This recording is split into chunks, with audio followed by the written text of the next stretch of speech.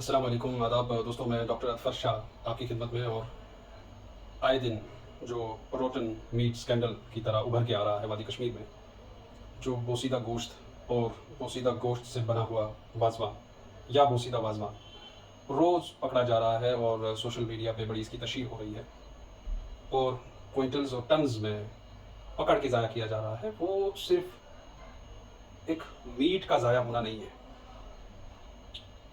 वाजवान की जो cultural centrality है, वाजवान की जो सकाफती अहमियत है हमारे कश्मीर में, वो दर्शाता है, वो दिखाता है कि एक ब्रीच ऑफ ट्रस्ट हुआ है, एक भरोसा टूटा है सार्फिन का, कंज्यूमर्स का, वेंडर्स से, सप्लायर्स से, एक पूरी मीट इंडस्ट्री से।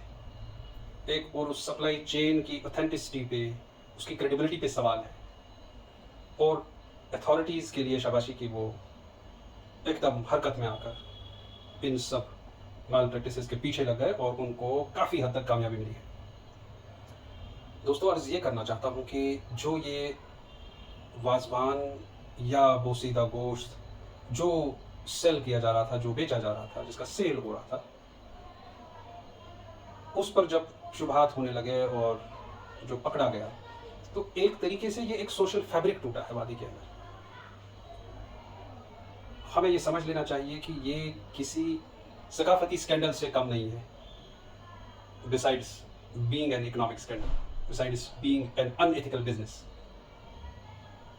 इससे धचका हमारे उस इथॉस को लगा है।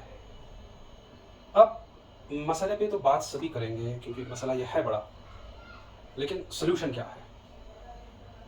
फैमिली लेवल पे जिस किस्म का कॉन्स्पिक्यूअस कंजप्शन कल्चर में हम पहुंच चुके हैं, मुझे लगता है कि हमें उससे थोड़ा बहुत उस पर क्रिटिकली सोचने की ज़रूरत है।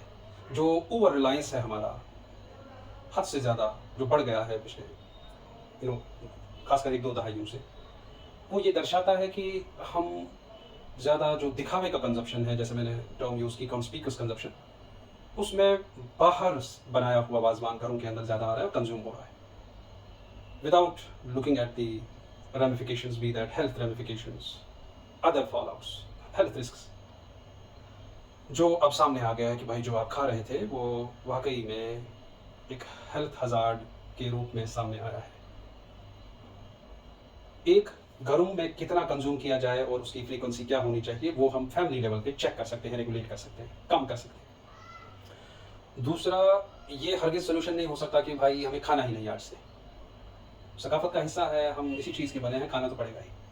ये एक ओवर एग्जैजरेशन होगी अगर हम ऐसे सोल्यूशंस ऑफर करें कि भाई खाना ही नहीं चाहिए। खाया तो जाता है कश्मीर में, और उसके लिए एक ऐसा निज़ाम वजूद में आना चाहिए जो थर्ड पार्टी चेक्स हैं, अनइन्फॉर्म्ड चेक्स, जो चेकिंग्स हैं, वो इसी तरह स्ट्रिक्ट होनी चाहिए कि कभी भी हो सकता है। जो सर्टिफिकेशन का है, जो फ्रेश कोडिंग वाले मामलात हैं, वो बहुत तेज़ी से अमलाए जाने चाहिए। जो सप्लाई चेन है, उस पर हुकाम की और सिविल सोसाइटी की एक बाज वाली नज़र हमेशा रहनी चाहिए, ताकि उस सप्लाई चेन को अकाउंटेबल बनाया जाए। और जो कुकिंग हो रही है, कौन है ये लोग जो प्रिपेयर कर रहे हैं, उनकी क्या ट्रेनिंग है और इस बिज़नेस में उनकी महारत क्या है। आप देखते हैं कहीं भी कोई वेंडर खड़ा हो जाता है and he start selling kebabs. कहाँ से लाए कोई नहीं पूछ रहा है, गोश्त कहाँ से ला रहे हो कोई नहीं पूछ रहा है, ये क्या प्रिपरेशन है कोई नहीं पूछ रहा है। बस एक चटनी लगा दी उसने, वो भी लिखे हुए कागज़ पे, जिसमें कबाब को आपको पैक करके देता है, उसी कागज़ पे वो मूली वाली चटनी एक्सेट्रा लगा के देते हैं। तो स्ट्रीट फूड कल्चर है हमारा। तो एक बाहर खाने से आपको खुद को काउंटेबल बनाना होगा कि कितना बाहर खा सकता हूँ, कितना रिलाई कर सकता हूँ।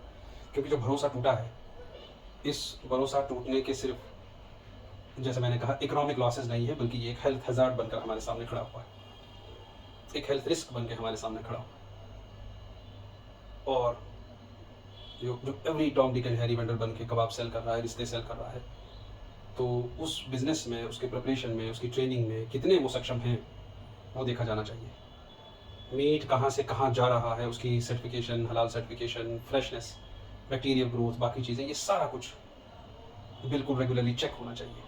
तभी हम कहेंगे कि हम एक ऐसे समाज में हैं जहाँ पे खाने की चीज़ को हाथ लगाओ तो वाकई में वो खाने के लायक ही है।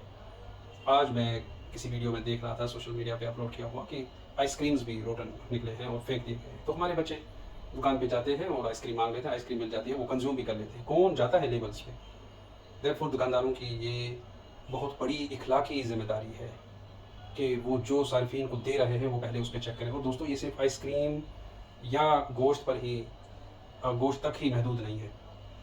मसाले, जिनकी वजह से सबसे ज़्यादा हेल्थ हैज़र्ड्स होते हैं, over a period of time Kashmir में होलसेलर्स, बाकी चीज़ें, जो नए नए ब्रांड्स उभर के आ गए out of the blue, out of nothing, जिसमें लेबल पे कुछ भी लिखा है और जो सस्ते सेल किए जा रहे हैं, तो उन मसालों पे कब छापे पड़ेंगे?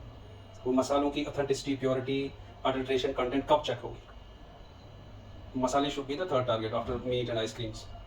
मसालों पे आइए, दुकानदारों का चेकअप करिए कि चेकिंग करिए कि क्या चीज़ें बेची जा रही हैं। चावल, प्लास्टिक चावल के कई एग्जाम्पल्स थे लास्ट टाइम श्रीनगर में। कम से कम इंसान बाजार जाए और खाने की चीज़ वाकई में खाने लायक हो।